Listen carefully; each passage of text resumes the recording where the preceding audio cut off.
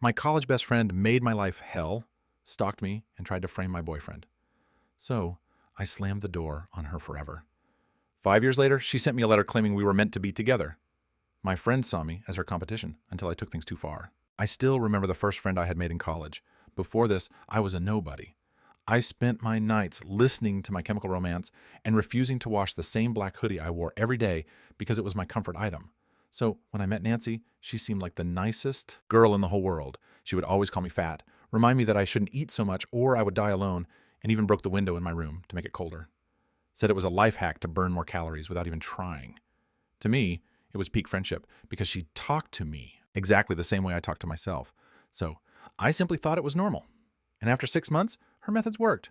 I had lost 50 pounds cellstorms, and for the first time, I could wear skinny jeans without my rolls poking out from my cropped hoodies. We were together when a guy cat called me for the first time. He was homeless and had one tooth barely hanging onto his gums.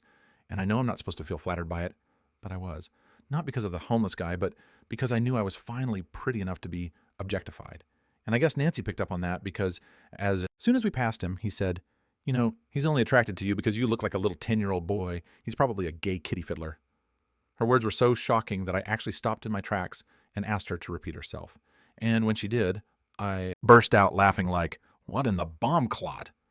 But the harder I laughed, the angrier she got. And by the time we made it back to our dorms, we were walking in complete silence. From there, she started texting me strange things. Like once I woke up to a video of her shoving a cucumber in and out of her mouth. "Look, bet you can't put it in this far without gagging," she yelled, taunting me like it was the biggest flex known to mankind. But still, I thought this was just what normal girls texted each other. So I replied saying, "Yeah, probably not." And moved on with my day, or tried to at least, because in my lecture about economics and politics, I got distracted. There was a cute guy sitting right beside me. He smelled so good that I had to stop myself from asking him to be my husband right then and there. And as soon as the lecture ended, I did what any regular girl would do. I got ready to run out and never see him again. Yes, I was that shy, but he stopped me and asked for my Snapchat. We ended up snapping all day, and I found out he had an emo phase just like mine. And even though it had only been a day, he already felt like home. My heart was filled with so many gooey, lovey thoughts that I felt like if I didn't talk to someone about it, I would explode. So I texted Nancy asking her to come over.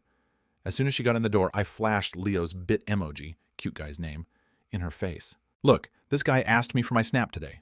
I think he really likes me." I was then interrupted by the sound of her hand slamming against her forehead. "You actually believe that this guy likes you?" was the first thing she asked. I felt the light in my heart go out. Nancy dragged me over to the mirror. "Look at yourself. Tell me what you see."